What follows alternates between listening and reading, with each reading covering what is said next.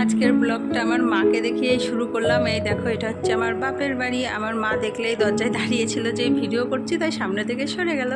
আজকে আর কি আমার ভাইয়ের ছেলে নতুন বাড়িতে আসবে, তো তার জন্যই আর কি সব কিছু আয়োজন করা হচ্ছে। তো চলো ব্লগটা শুরু করা যাক। আমি রিঙ্কু, আমার আরও একটা নতুন ব্লগে তোমাদের অনেক অনেক স্বাগত, আর আমার তরফ থেকে প্রচুর ভালোবাসা। তো দেখতেই তো পারলে, দরজা থেকে একদম সাজানো হচ্ছে, নিচে ফুল দিয়ে, আর এসছে সাজাতেও আমার ভাইয়ের বড়ি বোন সব, আর পাড়ার দুটো মেয়ে, যে এটা আর কি আমার ভাইয়ের শালি। তো হয়েছে 2-3 মাস হয়ে গেছে বাপের বাড়িতেই রয়েছে, আর আজকে আমাদের বাড়িতে নতুন আসবে। আর হয়েছে যেদিন রাম মন্দির উদ্বোধন হয়েছে সেই দিনই আমাদের রামচন্দ্রও এসেছিল, তাই বাড়ির সবাই বেশি রামচন্দ্র বলেই, রাম বলেই ডাকা হয়, কিন্তু এমনিতে নাম হচ্ছে আদ্রিক, অনিরুদ্ধ, আর কি যে যেই নামে ডাকবে। আর খাটের নিচ এদিক সেদিক দেখে তো বুঝতেই পারলে বাড়িতে আর কি মিস্ত্রিরা কাজ করছে মধ্যেখানে। তো 2 দিনের জন্য কাজটা বন্ধ রাখা হয়েছে, কারণ ওর আর কি বাপের বাড়িতে না প্রচণ্ড গরম। তো গরমে আমাদের ছোটোটার খুব কষ্ট হচ্ছিলো, তার জন্যই বাড়িতে আনা হচ্ছে।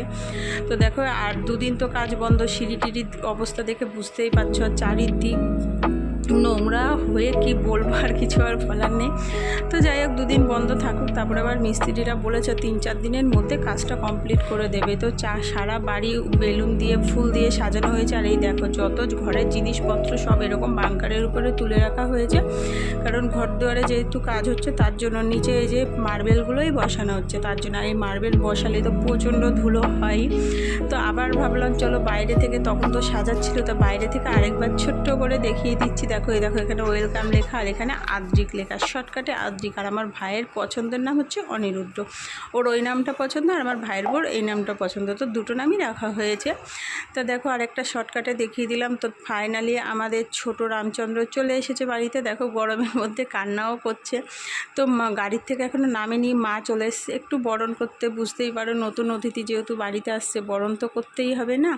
তো ধান দুব্য দিয়ে বরণ করে ওর মাথায় একটু ঠেকিয়ে তারপরে বউয়ের হাতে দিয়ে দিল, কারণ ওর মাথায় দেয়নি, একটু ঠেকিয়ে দিয়েছে নামমাত্র। তো তারপরে আমার ভাইয়ের বউর মাথাতেও দিয়েছে। আর মা বলছিল একটু শঙ্খটা বাজা, আর আমাদের শঙ্খটা না এত ছোট, আমি তো বাজাতেই পারছিলাম না, তারপরে কোনো মতে বাজালাম।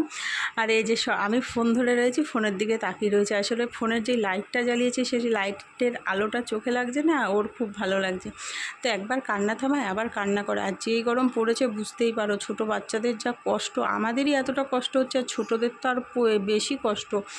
তো গাড়িতে তো বসে ঘেমে আমরা বলছি একটু তাড়াতাড়ি করো, তাড়াতাড়ি করো। তো তাড়াতাড়ি হয়ে গেল, একটু দুজনের মাথায় ধান দুব্ব ভালো করে দিয়ে দিল, আর ছোটোটাকে একটু মধু ঠেকিয়ে দিল। ওর জিভের মধ্যে আরও চাটছিল কীভাবে, আর কখন কোলে নেব শুধু তার অপেক্ষাই করছি। আমাদের ছোট সদস্য যখন হয়েছিল তখনও কিন্তু প্রচণ্ড ঠান্ডা ছিল, আবার যখন এখন একটু বড় হয়েছে, বাড়িতেও আসবে, এখন প্রচুর গরম পড়েছে।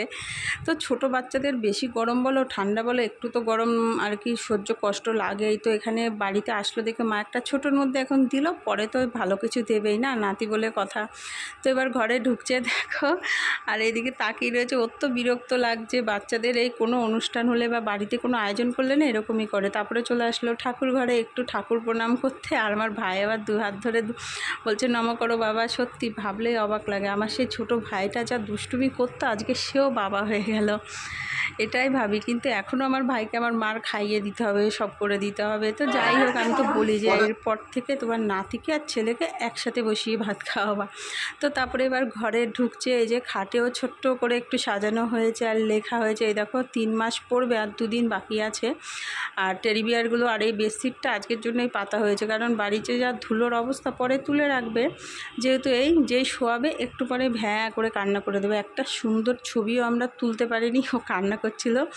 আর যখন ফোনটা সামনে নিচ্ছিলাম তখন একটু চুপচাপ ছিল, তারপরে তো আবার কান্না জুড়ে দিয়েছে। কি বলবো, ওর তো আর ভালোই লাগছে না। আবার একটু নতুন জায়গায় এসেছে, নতুন জায়গাতে আসলে কিন্তু বাচ্চারা আরও একটু বেশিই কান্না করে। তো ছোট্ট করে এই ব্লগটাই তোমাদের সাথে শেয়ার করলাম। যদি ভালো লাগে বন্ধুরা, অবশ্যই লাইক কমেন্ট শেয়ার করো।